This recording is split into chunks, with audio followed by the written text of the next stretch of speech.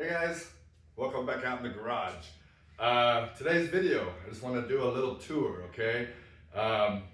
Old school equipment I have here in the garage. And what I want to point out is I used to have a shop, okay? I ran a shop, and then when I moved everything, closed the shop down, I moved everything home, but of course some pieces would not fit, so I have like the sandblaster, is outside the building, the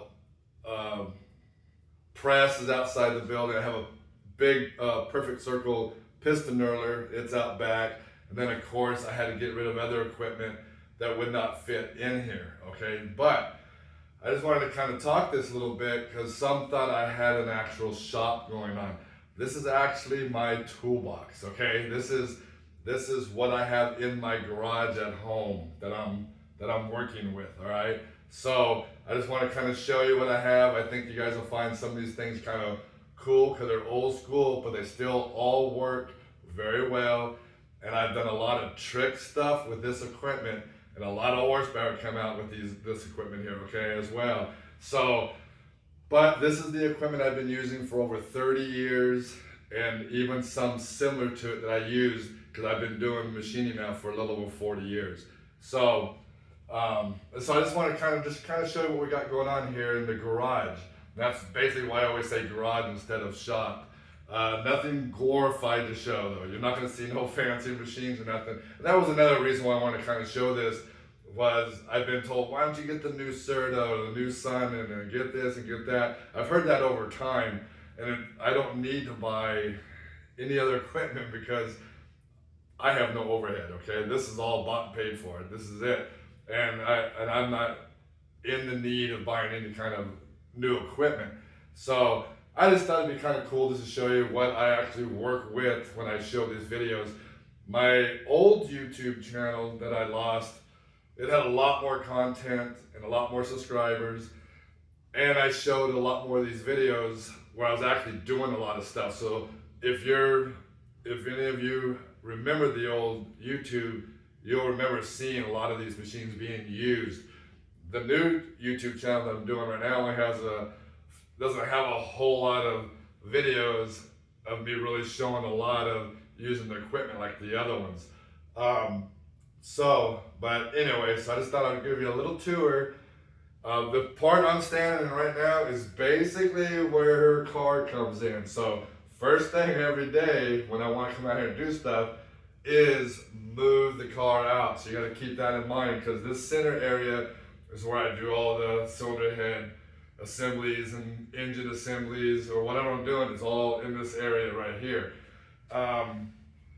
So yeah, I took my glasses off because there's a glare coming in. I shut the big door because it was so bright. It kept turning my glasses, dark because they change colors, and there's a glare coming in.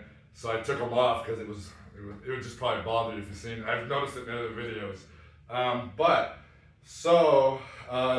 Like I said, there's nothing really fancy to see. It's just your basic old school machine shop, and I just want to kind of show you what I've worked with for many years, and it still puts out good work like this, okay? So let me grab my glasses, and I'll grab the phone, and I'll kind of go around showing the different stuff. I'll kind of start at one end and show. So this camera's gonna move a little bit while I try to get it off this stand. Just bear with me.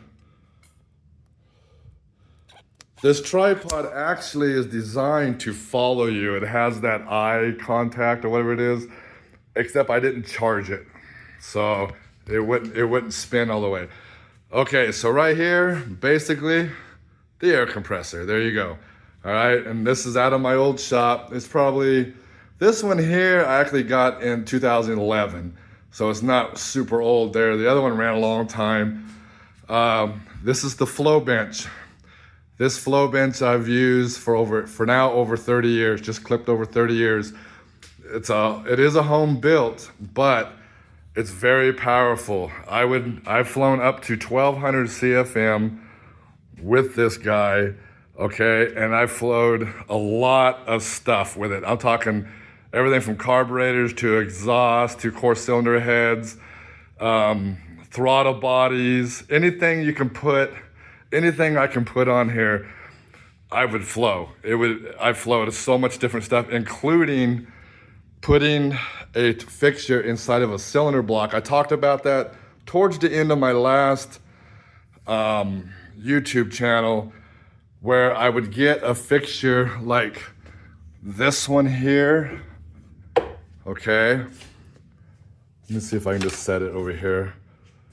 Okay, like that fixture there. And what that is to do Briggs and Stratton, like junior dragsters and go-karts and stuff, when we used to hop those guys up and everything. This part would actually go over the flow bench here where you have your cylinder in the flow bench. And then, of course, this part went up inside the block itself, okay, up inside the cylinder. Then you can actually flow the head, because they are, they're not overhead valve, okay, they're a flathead. But I actually have the same fixture that I would use in a cylinder block, and that's something I may show sometime, because I don't think there's anybody showing that on YouTube. But when I was flowing, that's why I like to work the exhaust side of a lot of stuff, because you can actually stick that in a block, hook that all up, and I had a stand I used to keep that would stand in front of here, and I can actually flow the cylinder head through the cylinder of the block, okay? And then I can see how that air is moving through that valve because of the surrounding of the cylinder. Okay, so anyway, this flow bench is awesome. Like I said, I've used it to flow countless stuff, okay, countless stuff. All right, here's the old Sun rod machine, okay? Nothing real fancy. It's a table mount, okay? You can see it's mounted to the table. And normally it would have a tray here. Here's the tray right there. I just take it off because I don't like it hanging out here, especially moving the car in and out. So that's the Sun rod machine to do the small end and the big ends. Of course, I've already showed this kind of stuff. That's all my porting. This is my porting box. Everything I do, I need to port cylinder heads and intakes or whatever is in that box. And there's, of course, a whole bunch of crankshafts. All these cranks, you'll notice most of them are already turned. That's for all the jobs. Okay, I usually try to get that part out of the way. I no longer turn the cranks myself. Could not move a crankshaft machine here. And so I go ahead and get that part out of the way first, okay? And I was using another crankshaft machine, but they are no longer around. So I have to, of course, send that out. Spring test, okay. Here's the old seat stones to grind seats. Okay, now we got, of course, the Sioux valve grinding machine. Just an oldie but a goodie. Okay, this is what I use to grind all the valves. And any back cutting I want to do, this is somewhat of what I would use. Don't really need to go into the small tools, but there's the ring filer. There's the diamond for the stones, for the seat work. There's my old to cut for seat inserts. That's what I used to use right there. I think I showed that not too long ago. And then, of course, in this box down there is the Magnaflux to mag cylinder heads for cracks. This is my dowel pin to pull dowel pins. Of course, there's cam tool is right there. There's a valve spring compressor, which I have one, a homemade one. I had this one since the 80s right there. Okay, so I keep torque plates here for honing. There's a bunch of cylinder heads.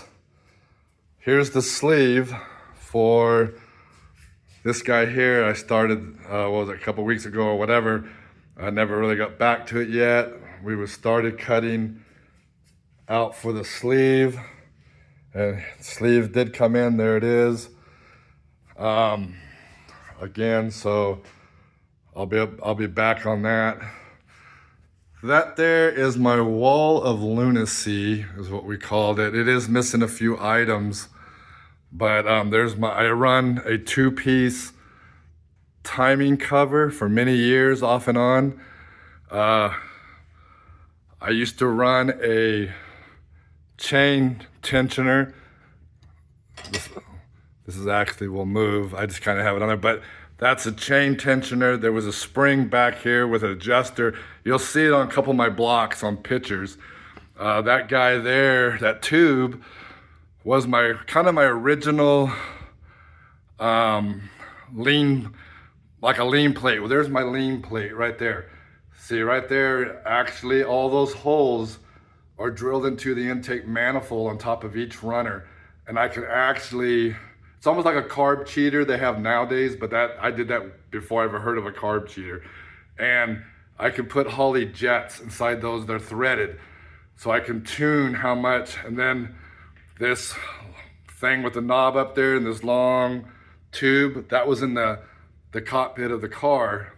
And I can pull on that and start making a vacuum leak with that plate. The actual brass fitting doesn't go all the way through like it would normally. It's plugged on the backside and cross drilled. The whole thing's cross drilled. I'll show it one of these days because you can see the holes on the side. That distributor cap with that piece hanging off of it, same thing. I used to change my timing on the fly because sometimes you may need to back your timing or whatever, and I was able to pull that timing out, but the lever I don't have up here on the wall no more. That valve you see here, I use a lot when I was flowing cylinder heads. You can see there's a tube going right down it. I made this thing, okay? And there's the tube right there, and I can actually spin that while I'm flowing a cylinder head to find where air's moving in that seat area, okay? That's kind of cool. Let me see if I can, well, I wanted to back this back off and it ain't working.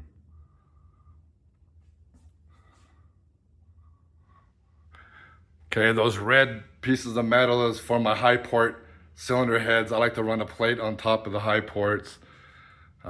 Basically everything else is the same. That's just another tool we made. All right, so, and then there's the boring bar. Just a quick way. Okay, that's the big one. Basic toolboxes like most of us would have. Nothing special. You can see no fancy tools, just wore out sockets. Nothing up there really to show. Just some odds and ends. Okay, this machine here is actually a boring bar, okay? It's for like jet skis and stuff. It actually bores up. I really can't show you the top of it unless I take all that off. I use it for a table now, but it actually has a cutter right in the center, and then you center the block, let's say, with this cone. See this cone? With this cone, then the blade actually goes up. It bores up. Or you can actually bore it down too, but it's all air operated. There's an air line to it and everything. So that's actually a boring bar, okay? More cylinder heads. Back here is the Winona seat and guide machine, which you've seen me use this on a lot of other stuff but seat and guides. I usually don't use this one on the seat and guides. I use this for all the crazy stuff like doweling a block for dowels, the main caps, and the saddles itself. I put a block up there. I polish crankshafts and camshafts with the Winona. I use it for a lot of stuff though. The seam, spring pockets, the actual guide work and seat work, I would use the IDL right here, okay? I use this IDL, bunch more stuff. So this IDL, and I've also used it to do other crazy stuff that this isn't designed for. Okay, and when I spin the crankshaft, more cranks down here, of course, all the blocks are all stacked up. There's my other boring bar. I used to use that one a lot for the automotive, but I ended up getting that stand to do like Briggs and stuff, so I just keep it on there, and that just does my one cylinder or even a twin if it'll fit in that stand. So I just leave that one up there.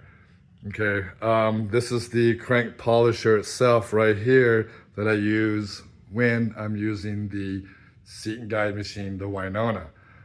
Okay, let's see. Then of course all this stuff here, the vise. So this area out in the center, I have to roll some of the stuff out, like the vise. You know, I pull it out here to use it because I'm not going to be trying to use it back in that corner there. So some stuff I do have to bring out, just like the engine hoist here and this little guy, this little roller guy here. You know, I have to roll them out to use that machine. Basically, I'm just kind of showing you what I have, which I think is really cool stuff. Here's the Van Norman, the 530 Van Norman. Okay, that's an old school mill, and that's what I do. All the cylinder heads, blocks, tops of carburetors, tops of dome on the piston. I've done lots of stuff on this machine here, okay? It only has, let's see if I can move that out of the way. It only has, well, the wood is hitting all my stands. I was going to kind of show you the broach, but everything's going to fight me. There's the broach. So it's got a broach, but it's only 8 cutters. The other ones have 10 and 12. And this one's only basically about a 9-inch broach. I hang those out a little farther to try to get a little more cut. I could probably cut up to 10 inches. And this guy here, I've ran for years. This thing has paid for itself many times over. All my angle milling, all the, like I said, the block decking and cylinder decking, cylinder head decking is all with this machine. And I couldn't tell you how much metal this thing has removed over the years. Great machine, okay? And it does have the blocks, okay? And it does have these clamps. Then that was back there is the all threads and stuff that you see right there, and that little speed handle and all that stuff. That's all the tooling for this, okay? Now I have the Serv-Equip, the power hone. Nothing really crazy. It's just the power hone.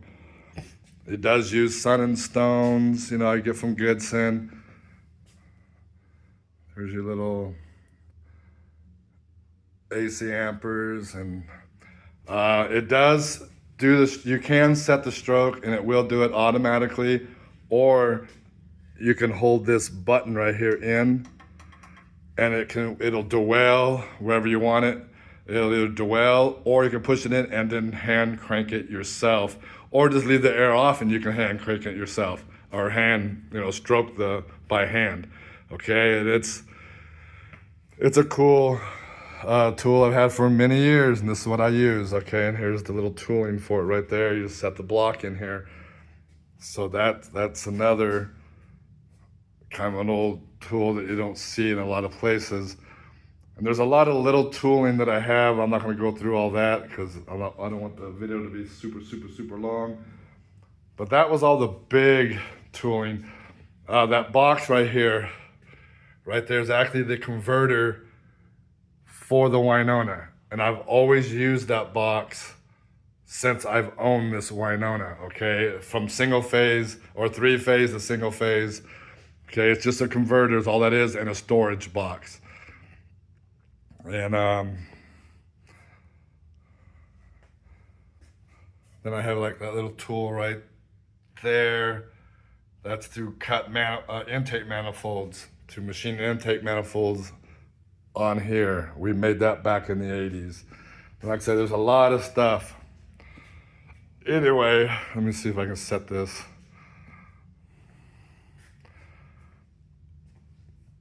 Okay. And then like I say, this area right here is just basically where I just kind of do the work, but her car gets put in here every evening. So every morning I have to pull that out to do stuff. So it's not really a big shop. I had people ask me details about my shop, and I have to explain to them it's not an actual shop. Hold on a minute, I'm gonna try to push this in there. Just bear with me. I think my hands are gonna have to cover it. Hold on.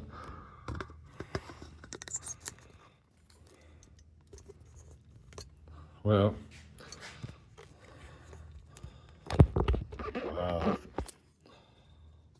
so anyway.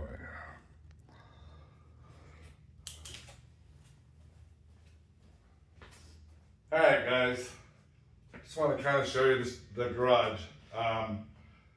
That's about it. But I have a lot of tooling all tucked away, of course, to do the other stuff. And like to do more work with the flow bench. I got other tooling and the boring bar tooling, you know what I'm saying, and the mill tooling, the seat guides. But basically that's it. Okay, it's all out of the house basically. So I just kind of wanted to show that. 'Cause I like the old school stuff. I really like the old school stuff.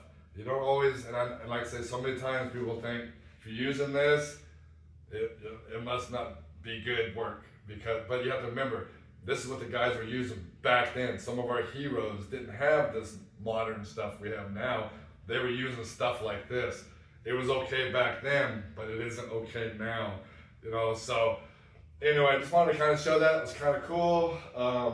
But I did get the sleeve, like I showed on this, for this, so I will be able to get back on that, and there'll be a few other little things. And if you're ever wondering, if you ever want to buy me a CD or something, you know, to listen to, because I listen to music out here. If you ever wondered what it is I really listen to that gets me moving out here like craziness. Whoops, sorry. I'll show you what kind of stuff I listen to. A little George Jones here, and then maybe a little more George, and then a little more George. Okay, I'm a huge, if it ain't George Jones, it ain't country music, right? But anyway, everybody has their heroes, even in music. But everything is George, yeah, okay? So that's what really gets me pumped out here. Okay, so we do have a little bit of Marley over here. I am old school rock and roll, those 70s and early 80s. I really dig also. But anyway, I just thought I'd throw that in. But, all right, so that is that. And so now I'll be able to continue doing some more work. I just want to kind of show you my toolbox here in the garage. All right? As always, you guys stay safe out there. I'll catch you later. Thanks.